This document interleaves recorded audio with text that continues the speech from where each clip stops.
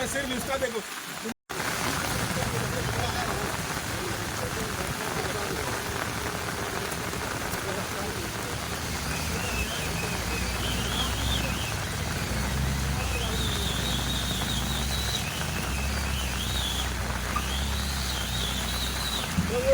बोकला